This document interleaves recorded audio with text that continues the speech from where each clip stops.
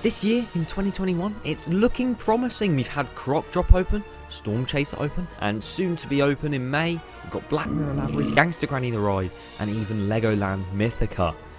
That leaves one ride. Where the hell has this one got to?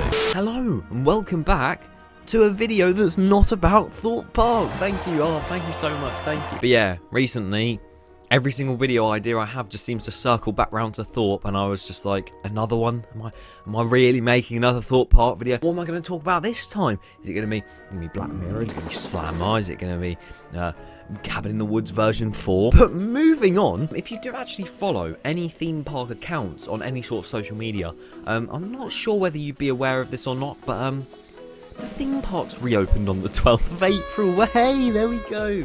Oh, what a day. Colossus was stuck. And of course, on the 12th of April, we saw Croc Drop at Chessington open, along with Storm Chaser at Paultons Park and the entire area of Tornado Springs. And we saw that all open, which was really good to see. Haven't visited yet. I'm honestly so excited. And luckily on Croc Drop, I don't think my nervousness is going to get to me too much, that my hand literally starts going.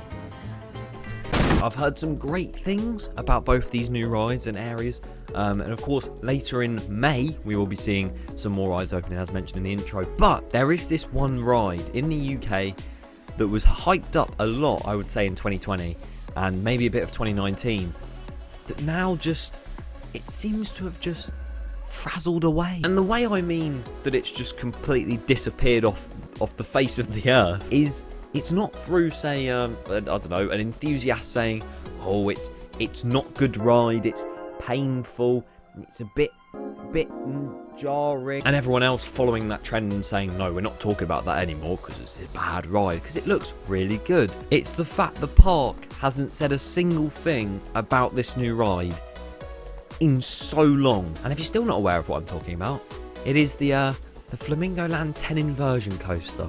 I can't really say a name because there isn't a name announced. That is how far gone in existence this ride is. Some of you may not know anything about the history of this ride. You may not be caught up on Flamingo Land and any of that. So we're going to give you a history lesson, why not? Where the site of this coaster is, through the 90s and the 2000s, there was actually a Vekoma corkscrew coaster, similar to the one at Alton Towers, which is now positioned right at the entrance. You can see it going over.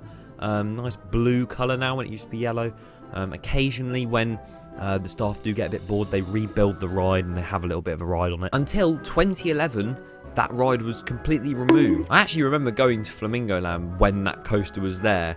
It's a very vague memory in my mind because I was too terrified to go on it, considering I cried on Nemesis when I was like 9. That's a story for another video. But yeah, 2011, completely gone off the face of the earth. Actually, no, it did. Wait, no, hang on, I'm wrong. It actually went to France. It went to France. Not sure what part, but it was actually called Apocalypse from then on out. We had an apocalypse in our country. Well, we still have it, but not for long. 2019 came around, and they decided to move and remove a few rides in that vicinity, and they began construction on what was going to be their next coaster. This would be Flamingo Land's first coaster since... What ride was before? Was it Mumbo Jumbo? Yeah, the Mumbo Jumbo, a record-breaking ride. Obviously has like one of the steep... No.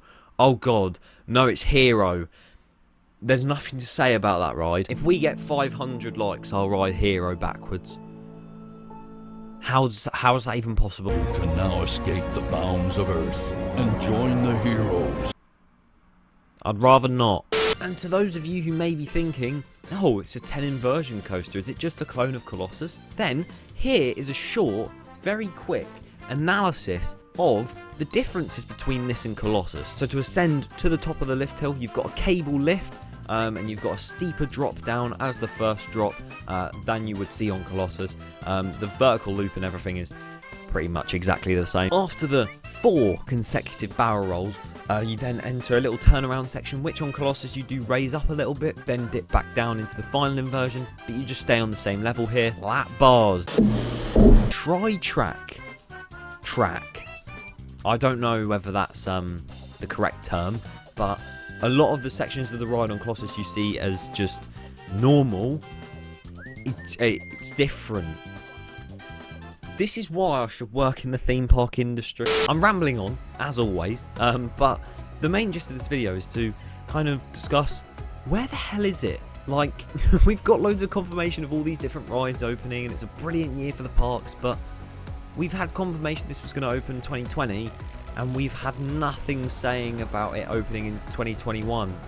Because if you don't know, a massive pandemic hit, and there is a massive possibility Flamingo Land could sit there and think, you know what, we've missed all the hype for this year, why not delay it till next year? And there's also a possibility that it will open just very late in 2021, maybe late summer or early September kind of time, which I don't know how they're going to pull it off. And if you're wondering why I've made this video when I have no kind of input into the fact that, oh, it's actually gone here, is because I want to kind of bring up the discussion again of this coaster, because I feel like it's just been completely forgotten about with all these new rides confirmed to open. Everyone's just kind of left it in the dust and forgotten about it. So I just wanted to bring it back to light and, you know, talk about it. I really hope we get a name announcement. I know a lot of people have been saying inversion with like the I and the O as 10, which would be quite cool. But at the same time, a lot of people have been calling it Flamingosus, which, you know, actually let's make a nice new logo for that. So over here we have the Flamingo Land logo and the Colossus logo. So if I get black paint and I just go over the coal bit of that, and we rub out the remainder of land, we move, there we go, Flamingosus is created. If you need some marketing, there you go, beautiful. But yeah, fingers crossed it does open. I'd love to be proved wrong. It'd be really sad if it doesn't. It just wouldn't be right because of how much hype it had, and then suddenly it's just not opening for 2 years when it was announced for both years and stuff. And yeah, hopefully it does. Hopefully we see some testing soon and they finish the entire area off. But honestly, it'll be amazing once it opens. And as much as it won't be the smoothest ride of all time, the trains will be a lot more roomy than Colossus, which I know a lot of people complain about.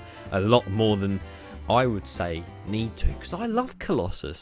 And I feel like me liking Colossus actually helps, because that means that if this is smoother and has better trains, then I'm going to love it even more. If you want to leave your opinions, feel free to in the comments. Of course, like I said earlier in the video, what did I say? 500 likes and I'll ride Hero backwards. What am I on? Yeah, thank you so much for the support recently. Also want to quickly mention on the 12th and the 13th, anyone who came up to me on park was so good to meet you. You are all legends. It was insane. That day was... I'm going to bring that word back. That day was insane. And it was amazing to meet so many of you. So, yeah, thank you so much for the support. Flamingosus. We'll see where it goes. Thank you so much for watching, and I'll see you all next time.